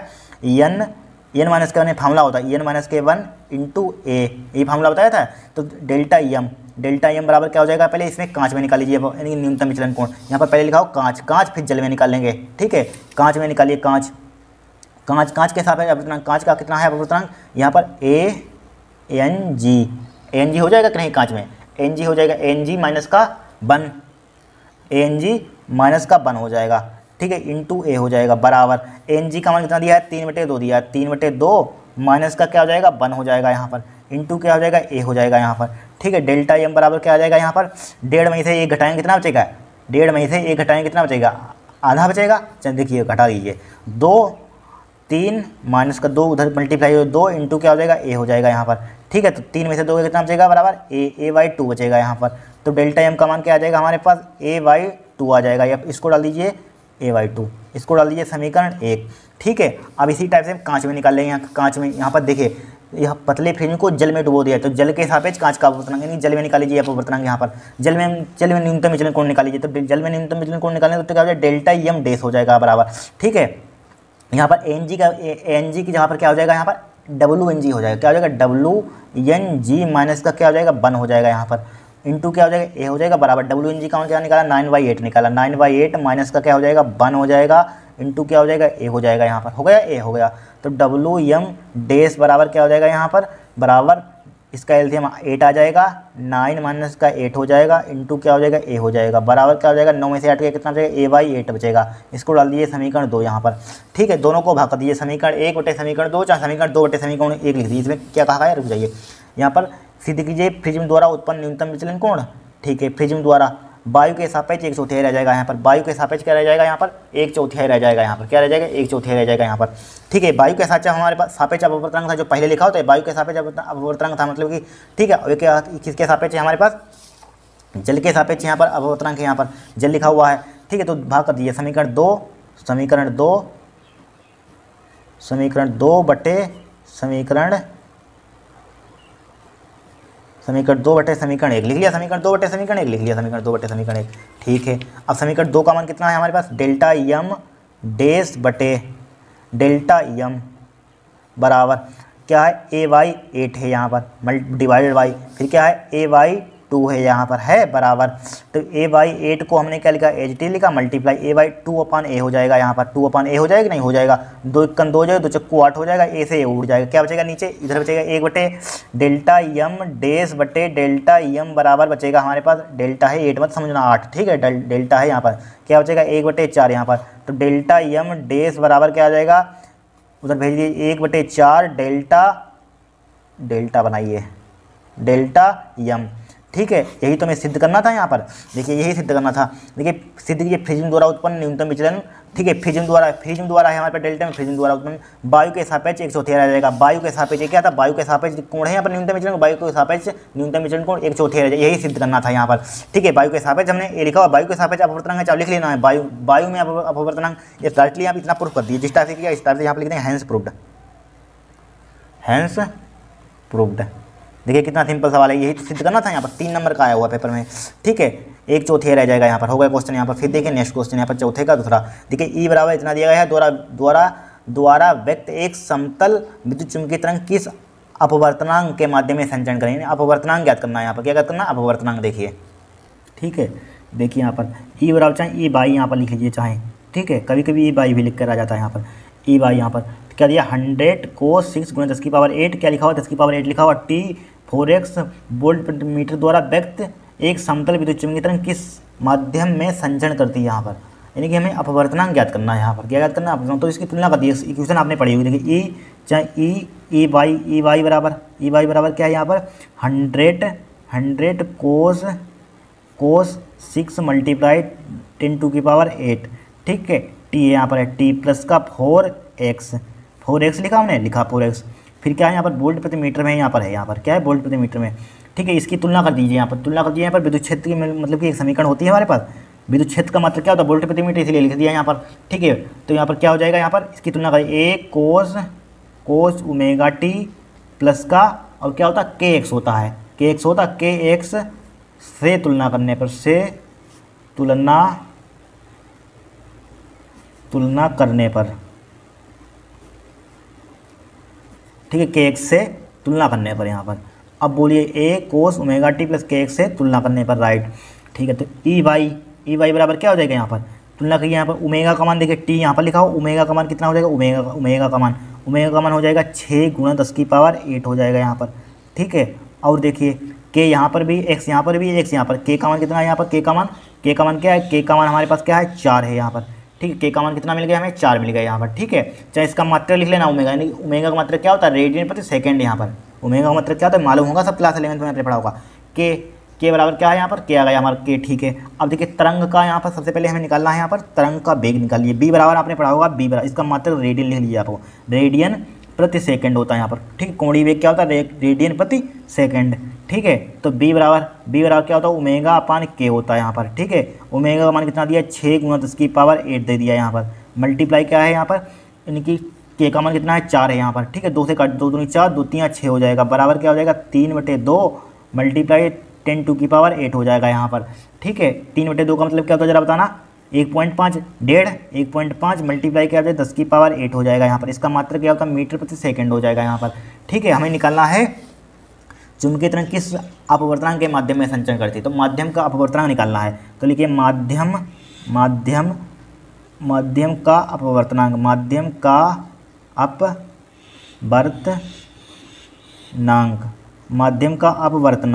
अपवर्तनांक का फॉर्मूला भी बताया था, एन बराबर बताया था कि नहीं, C/B, ठीक है, ऑब्जेक्टिव में 1 नंबर करवाया था, तो एन बराबर अपवर्तनांक यही निकाला, सी का मान, ठीक है, वायु में प्रकाश की चाल कितनी होती है, 3 गुणा निर्वात 3 गुणा 10⁸ होती है, ठीक है। बी का मान कितना दिया 1.5, यहाँ पर 1.5 दिया है, मल्टीप्लाई क्या हो जाएगा 10 की पावर क्या हो जाएगा, मल्टीप्लाई 10⁸ हो जाएगा यहाँ पर, पॉइंट हटा दीजिए, ऊपर 0 बढ़ा दीजिए यहाँ पर, 15 × 15 15 दूनी 30 हो जाएगा, 8 से 8 कैंसिल आउट, एन बराबर क्या हो जाएगा 2 आ जाएगा इसका मात्र, ठीक है 2 आएगा यहाँ पर बोला गया यहाँ पर विद्युत चुंबकीय तरंग किस अपवर्तनांक के माध्यम में संचरण करती है, ठीक है, 2 अपवर्तनांक यहाँ पर क्या आएगा 2 आएगा यहाँ पर, ठीक है। अपवर्तनांक कोई मात्रक ही नहीं होता है, ठीक है। फिर देखिए यहाँ पर हमारे पास नाभिकीय विखंडन, नाभिकीय संलयन को उदाहरण सहित समझाइए, देखिए पहले नाभिकीय संलयन की परिभाषा देख लीजिए, नाभिकीय संलयन देखिए क्या होता है, क्या है नाभिकीय संलयन क्या है, उदाहरण से समझाइए। देखिए नाभिकीय संलयन क्या होता है, देखिए नाभिकीय संलयन क्या होता है, दो हल्के नाभिकों के ठीक है संयुक्त होकर भारी नाभिक बनाने की प्रक्रिया को नाभिकीय संलयन कहते हैं। दो हल्के नाभिक होते हैं उनको क्या कहते हैं, दो हल्के नाभिकों को संयुक्त में जोड़कर यहाँ पर ठीक है, संयुक्त में मिलाकर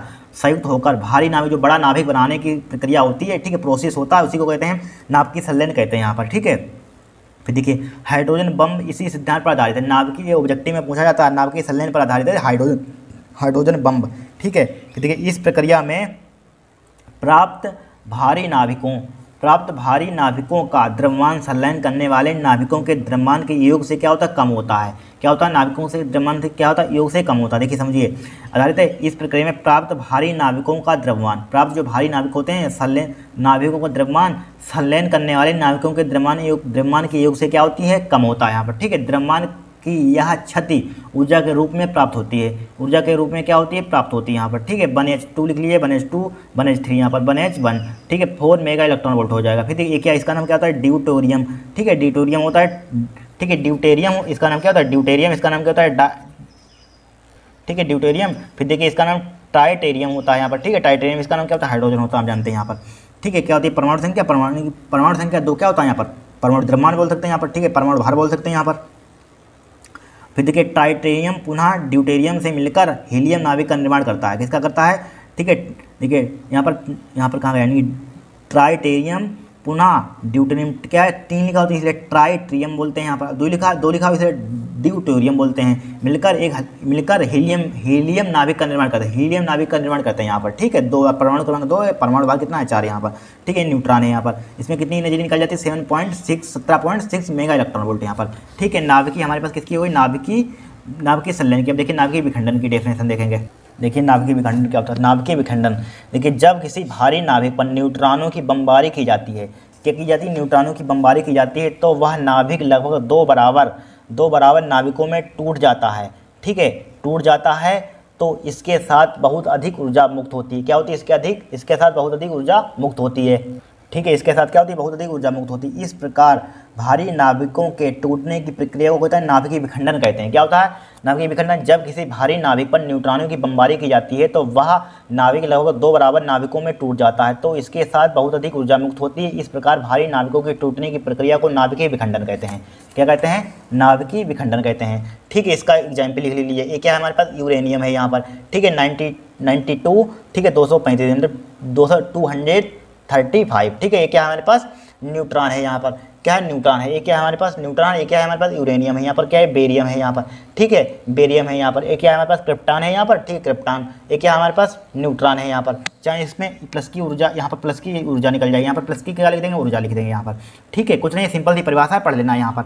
अब देखिए नेक्स्ट देखेंगे हम, देखिए अब घा क्वेश्चन देखिए, प्लस का 1 माइक्रोकूलम तथा माइनस का 1 माइक्रोकूलम के 2 बिंदु आवेश एक दूसरे से 2 सेंटीमीटर दूरी पर स्थित हैं यहाँ पर ठीक है। दोनों मिलकर एक विद्युत द्विध्रुव की रचना करते हैं यहाँ पर ठीक है। यह द्विध्रुव 1×10⁵ वोल्ट प्रति मीटर एक समान विद्युत क्षेत्र में स्थित है। ज्ञात कीजिए विद्युत द्विध्रुव पर आरोपित अधिकतम बल आघूर्ण निकालना है। यहाँ पर क्या निकालना, अधिकतम बल आघूर्ण निकालना है। यहाँ पर कुछ नहीं है, बहुत ही सिंपल है। यहाँ पर क्या है, बहुत ही सिंपल है। देखिए क्या दिया यहाँ पर, हमें क्या दिया यहाँ पर, देखिए यहाँ पर क्या है, 2 बिंदु आवेश है। मान लीजिए एक बिंदु आवेश यहाँ पर इस टाइप से, एक बिंदु आवेश यहाँ पर, इनके बीच 2 सेंटीमीटर प्लस का 1 माइक्रोकूलम है यहाँ पर, 1 माइक्रोकूलम, 1 माइनस का 1 माइक्रोकूलम। विद्युत द्विध्रुव के दोनों क्या करते हैं, रचना करते हैं। 2 सेंटीमीटर की दूरी पर स्थित है इस टाइप से यहाँ पर ठीक है, 2 सेंटीमीटर इस टाइप से स्थित है। दोनों मिलकर विद्युत द्विध्रुव रचना बनाते हैं, मतलब द्विध्रुव की रचना करते हैं, बनाते हैं यहाँ पर ठीक है। दोनों मिलकर एक विद्युत द्विध्रुव ठीक है, द्विध्रुव की रचना करते हैं यहाँ पर ठीक है।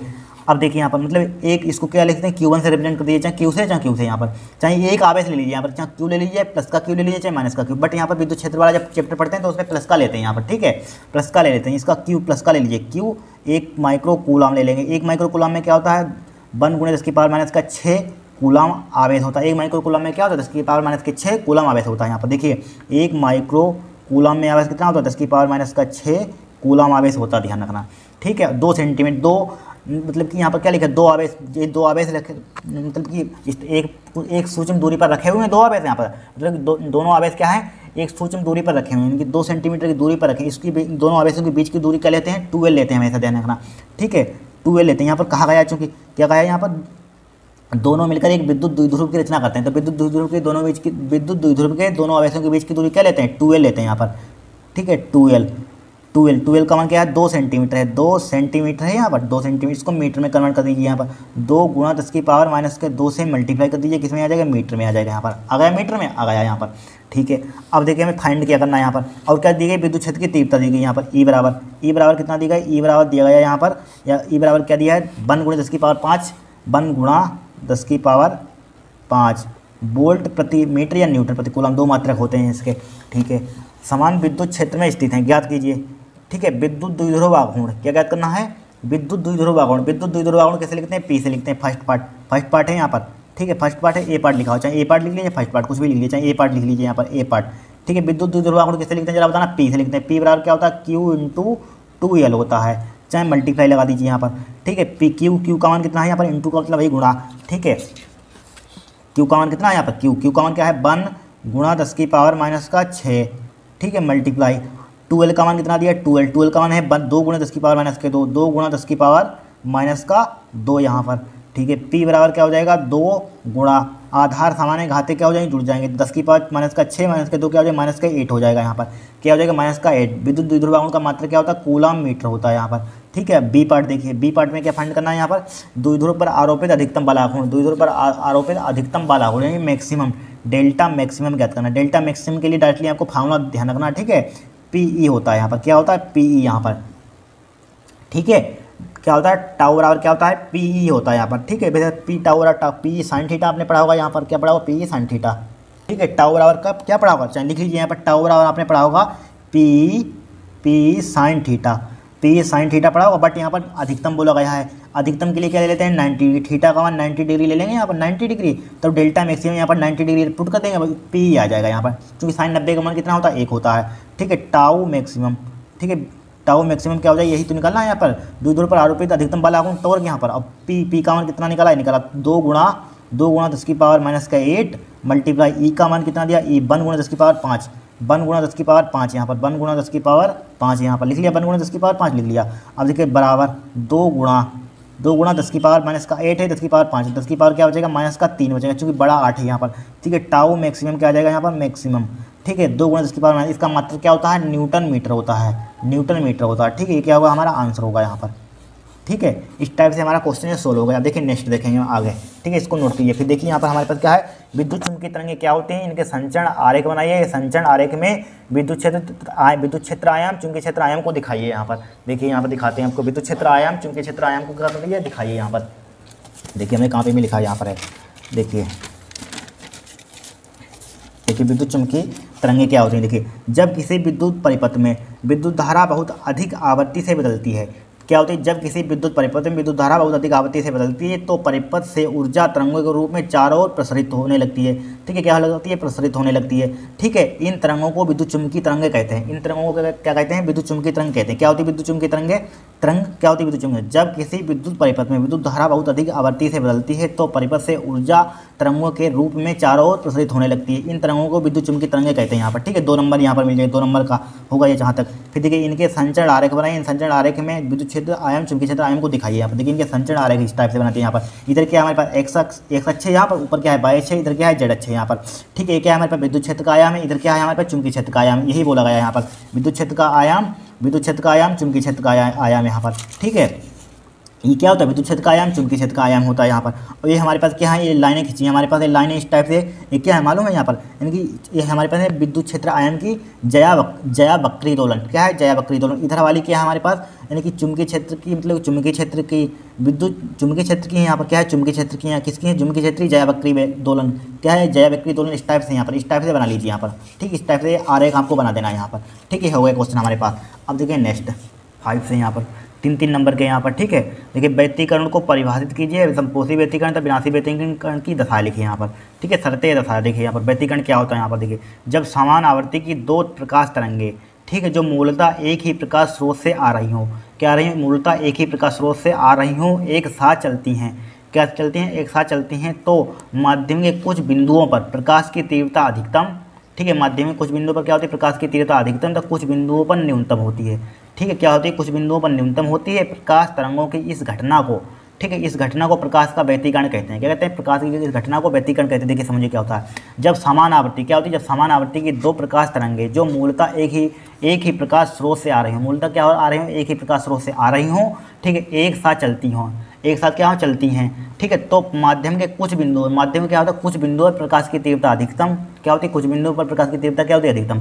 कुछ बिंदुओं पर न्यूनतम होती है। प्रकाश तरंगों की इस घटना को प्रकाश का व्यतिकरण कहते हैं। क्या कहते हैं? प्रकाश का व्यतिकरण कहते हैं यहाँ पे, ठीक है। फिर संपोषी व्यतिकरण, विनाशी व्यतिकरण की शर्त देखिए। संपोषी व्यतिकरण की शर्त देखिए। संपोषी व्यतिकरण वाले स्थान पर दोनों तरंगों के बीच कालांतर शून्य अथवा पाई का समगुणज अर्थात फाई बराबर 0, 2 पाई 4 पाई होना चाहिए यहाँ पर, ठीक है। समगुण मतलब सम, ठीक है। विषम संख्या ने सम, समगुण 2 पाई 4 पाई, ठीक है। डॉट आगे भी लिख सकते हैं यहाँ पर, होना चाहिए, ठीक है, होना चाहिए। पाई इस स्थान पर, ठीक है, पाई इस स्थान पर दोनों तरंगों के बीच पथांतर शून्य अथवा तरंगदैर्घ्य लैम्डा का पूर्ण गुणज अथवा डेल्टा x बराबर 0, लैम्डा, ठीक है, पूर्ण लैम्डा 2 लैम्डा 3 लैम्डा डॉट होना चाहिए यहाँ पर, ठीक है। इस टाइप से आप लिख लेंगे यहाँ पर, ठीक है। डॉट चाहे यहाँ तक भी लगा लीजिए यहाँ पर, ठीक है। इस टाइप से हमारे पास क्या है? संपोषी व्यतिकरण की शर्तें कुछ नहीं है। संपोषी व्यतिकरण वाले स्थान पर दोनों तरंगों के बीच कालांतर क्या है? शून्य अथवा पाई का समगुणज अर्थात फाई बराबर 0, 2 पाई 4 पाई डॉट होना चाहिए, अथवा पाई इस स्थान पर, ठीक है, पाई इस स्थान पर दोनों तरंगों के बीच पथांतर शून्य अथवा तरंगदैर्घ्य लैम्डा का पूर्ण गुणज अर्थात डेल्टा x बराबर 0, लैम्डा 2 लैम्डा 3 लैम्डा होना चाहिए यहाँ पर, ठीक है। फिर इसके लिख लिए शर्तें, मतलब विनाशी व्यतिकरण यहाँ पर, विनाशी व्यतिकरण यहाँ पर, विनाशी व्यतिकरण क्या होता है? विनाशी व्यतिकरण वाले स्थान पर, ठीक है, विनाशी व्यतिकरण वाले स्थान पर दोनों तरंगों के बीच कालांतर पाई का विषम गुणज अर्थात फाई बराबर क्या होता है? पाई 3 पाई 4 पाई यहाँ पर, ठीक है। विषम गुणज में विषम संख्या आएंगी 1 3 5 यहाँ पर, ठीक है। सम मतलब सम संख्या विषम संख्या जानते हैं, क्लास 12 में पढ़ रहे हैं आप, छोड़िए इसको, ठीक है, होना चाहिए। अथवा इस स्थान पर दोनों तरंगों के बीच पथांतर λ/2 का विषम गुणज अर्थात डेल्टा x बराबर λ/2, 3 λ/2, 5 λ/2 होना चाहिए, ठीक है, होना चाहिए। कठिन है कुछ नहीं यहाँ पर, बस हो गया काम यहाँ पर, ठीक है। फिर देखिए यहाँ पर हमारे पास नेक्स्ट क्वेश्चन यहाँ पर देखिए, इंपॉर्टेंट न्यूमेरिकल बहुत है यहाँ पर, बहुत बारे न्यूमेरिकल हर साल आता है, हर साल देख लेना पेपर उठाकर। क्वेश्चन है, ध्यान रखना। देखिए 8 ऑक्सीजन 16 का परमाणु द्रव्यमान कितना दिया? ये क्या होता है? ऊपर वाला ये क्या होता है? परमाणु संख्या होती है, ऊपर वाला क्या होता है? परमाणु द्रव्यमान होता है, ठीक है। 16 AMU यहाँ पर परमाणु, ठीक है। इसकी प्रति न्यूक्लियन बंधन ऊर्जा ज्ञात कीजिए। क्या ज्ञात कीजिए? प्रति न्यूक्लियन बंधन ऊर्जा ज्ञात कीजिए, ठीक है। इलेक्ट्रॉन का द्रव्यमान दिया गया इतना में, ठीक है। प्रोटॉन का द्रव्यमान इतना दिया गया यहाँ पर, ठीक है। इसमें थोड़ी सी कैलकुलेशन ज़्यादा होती है, गुणा भाग होती है, बस होता कुछ नहीं, क्वेश्चन बहुत सिंपल होता है यहाँ पर, ठीक है। देखिए कुछ नहीं, ध्यानपूर्वक देखना है यहाँ पर। सबसे पहले यहाँ पर हम न्यूट्रॉन निकालेंगे। यहाँ पर न्यूट्रॉन किस टाइप से निकालते हैं यहाँ पर? देखिए दिया गया यहाँ पर 8, क्वेश्चन नंबर क्या है? 5 का है यहाँ पर, 5 का यहाँ पर, ठीक है। तो यहाँ पर ऑक्सीजन लिखा हुआ, ऑक्सीजन जस्ट यहाँ पर लिखिए 8, यहाँ पर लिखिए 16, यानी कि परमाणु क्रमांक है, द्रव्यमान संख्या ऊपर है यहाँ पर। का में क्या होते हैं? में 8 लिखा हुआ, 8 क्या होते हैं हमारे पास? 8 प्रोटॉन, में 8 प्रोटॉन,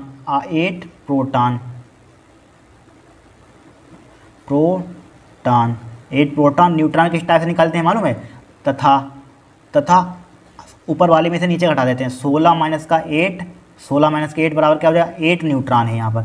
न्यूट्रॉन की संख्या क्लास 9th में निकालना सीखी होगी, 11th में सीखी होगी आपने केमिस्ट्री में, ठीक है। 1 न्यूट्रॉन है यहाँ पर, 8 न्यूट्रॉन है यहाँ पर। न्यूट्रॉन किस टाइप निकलते हैं? ऊपर में से नीचे घटा देते हैं यहाँ पर, ठीक है। इतना कर लेंगे आप काम। अब देखिए सबसे पहले 8, देखिए क्या है हमारे पास? 8 क्या हमारे पास? प्रोटॉन है, 8 क्या हमारे पास? न्यूट्रॉन है यहाँ पर, है। तो 8 प्रोटॉन का द्रव्यमान निकाल लीजिए। इसका निकालेंगे 8 प्रोटॉन का द्रव्यमान, 8 प्रोटॉन,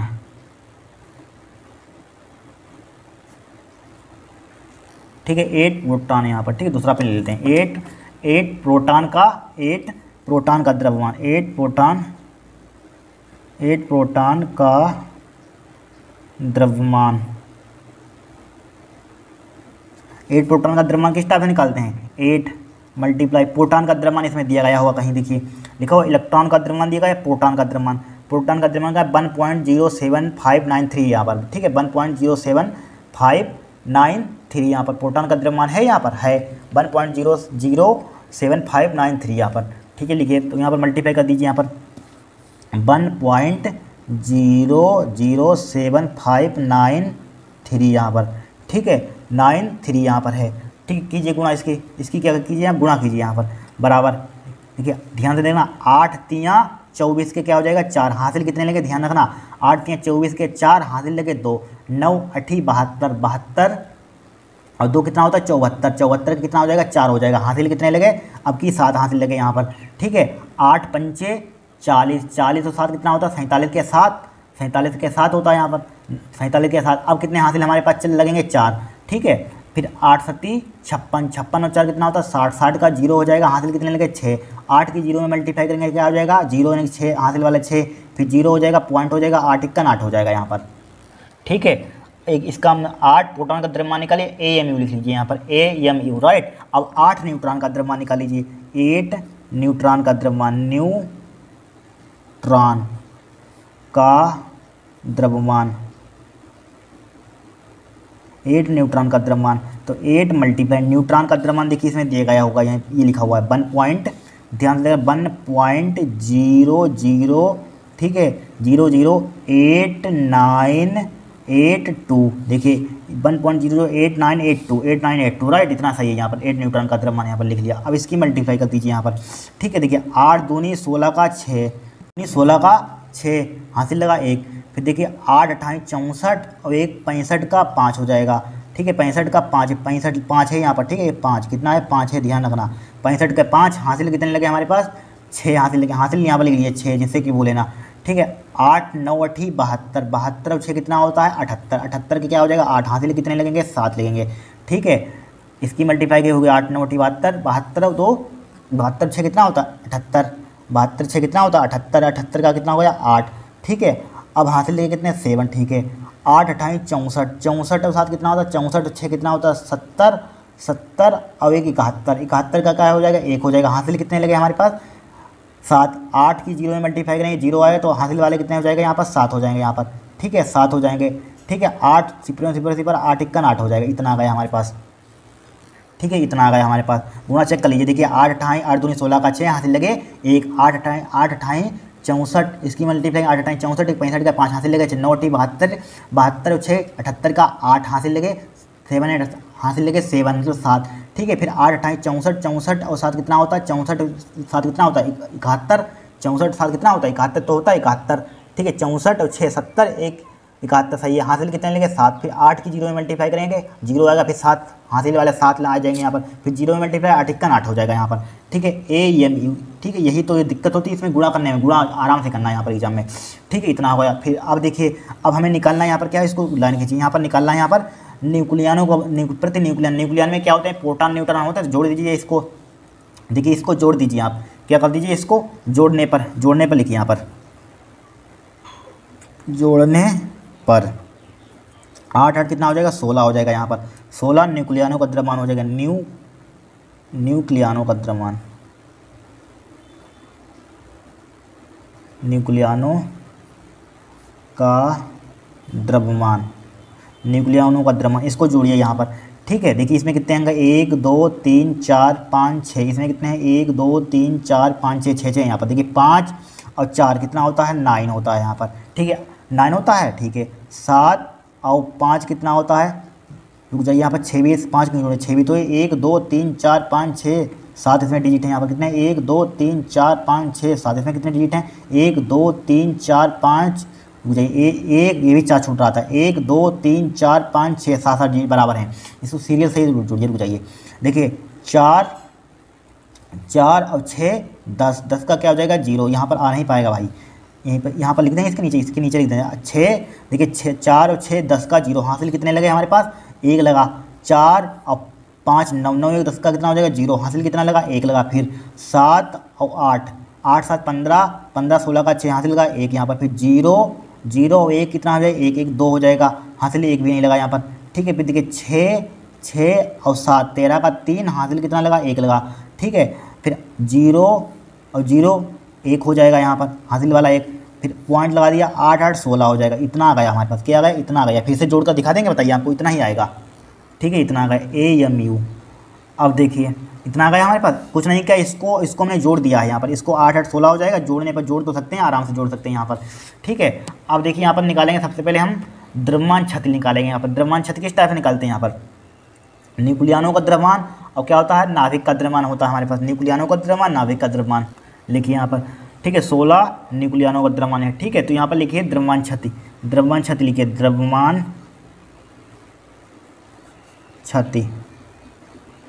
छति क्या होती है फॉर्मूला, यानी कि न्यूक्लियनों का द्रव्यमान माइनस का नाभिक का द्रव्यमान, न्यूक्लियनों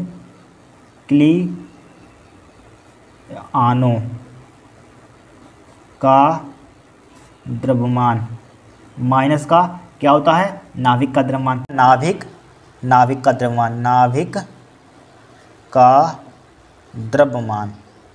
बट यहाँ पर न्यूक्लियनों का द्रव्यमान हमें हमारे पास कितना है, जा पहले ये बताइए। यहाँ पर न्यूक्लियनों का द्रव्यमान तो हमने निकाल लिया यहाँ पर, ठीक है। न्यूक्लियनों का द्रव्यमान क्या कर लिया हमने, निकाल लिया। यहाँ पर हमारे पास आ गया है कहीं न्यूक्लियनों का द्रव्यमान, आ गया है आराम से न्यूक्लियनों का द्रव्यमान, ठीक है। न्यूक्लियनों का द्रव्यमान हमारे पास आ गया है, ठीक है। न्यूक्लियनों का द्रव्यमान हमने निकाल दिया, लेकिन हमें यहाँ पर नाभिक का द्रव्यमान नहीं मालूम है।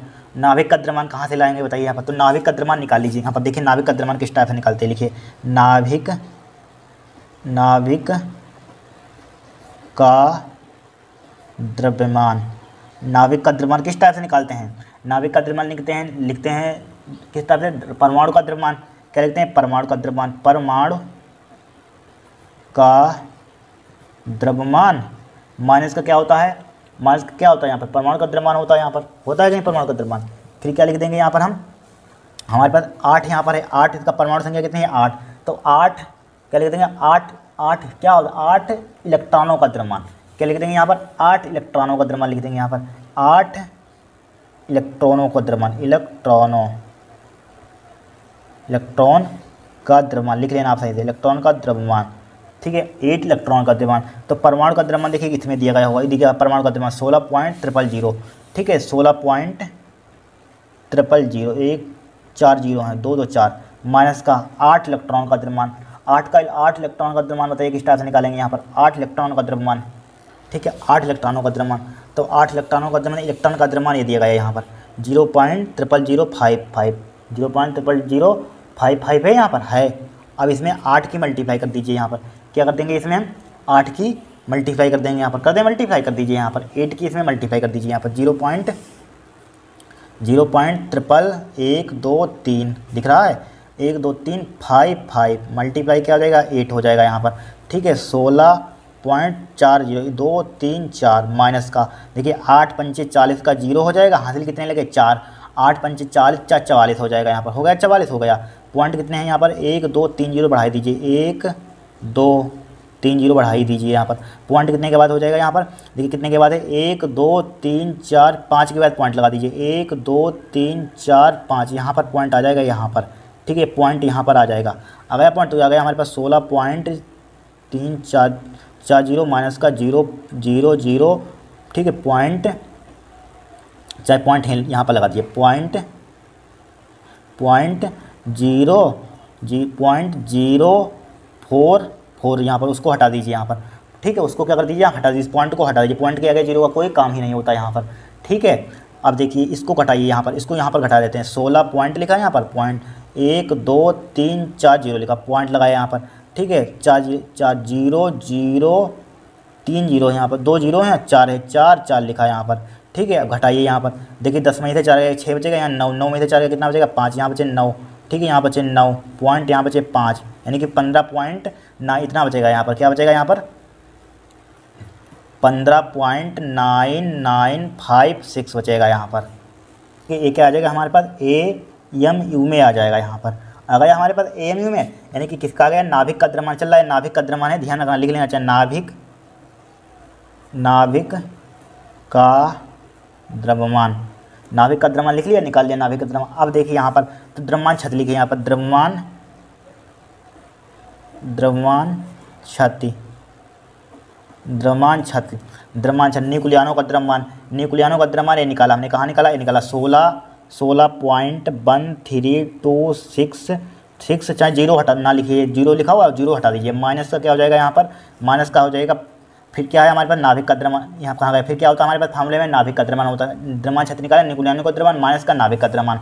नाभिक का द्रव्यमान हमने कितना निकाला यहाँ पर, देखिए नाभिक का द्रव्यमान कहाँ है हमारे पास, 15.99556 यहाँ पर लिख लिया, 15.9956। इसको घटाइए यहाँ पर, कहाँ पर घटाइए, यहाँ पर घटा देते हैं, रुक जाइए, इस पेज पर हम घटा देते हैं। देखिए 16 कितना यहाँ पर, 16.1326 पॉइंट लगाइए यहाँ पर, कितना है यहाँ पर 15 है, यहाँ पर 15, फिर क्या है 9956 लिखा, आप माइनस लगाइए, 6 में से 6 गया 0, 12 में से 5 गया 7, इनमें बचे 2, 12, 12 में से 9 का कितना बचेगा 3 है बचा 0, 0, 10 में से 9 का कितना बचेगा 1 पॉइंट है बचा 5, 5 में से 5 गया 0, 1 में से गया 0, 0 पॉइंट हमने कुछ बचेगा यहाँ पर नहीं, पॉइंट 1370 बचेगा यहाँ पर। देखिए फिर से घटा कर दिखा देते हैं आपको। देखिए 6 में से 6 का 0 यानी बचे, ठीक है। 12 में से 5 गया 7 यानी बचे 2, 2 गए इधर हासिल लिया, 12 हो गए, 12 में से 9 का कितना बचा 3 यानी 0, 0 मतलब 1 हासिल लिया, 10 हो गए, 10 में से 9 का कितना बचा 1 यहाँ पर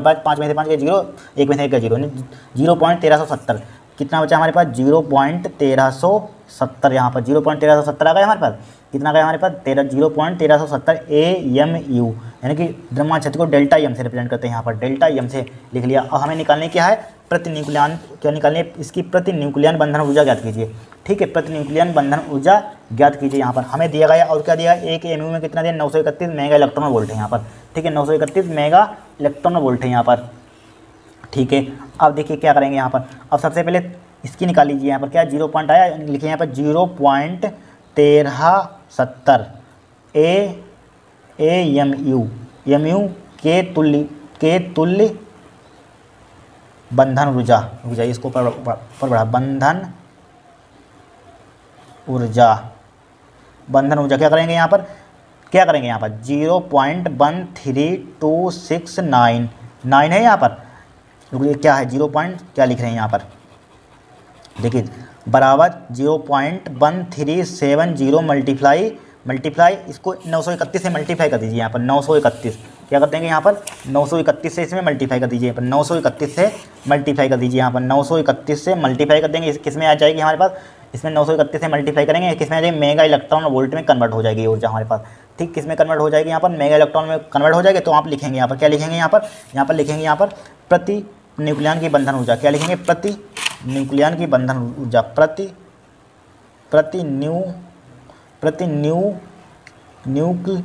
न्यूक्लियन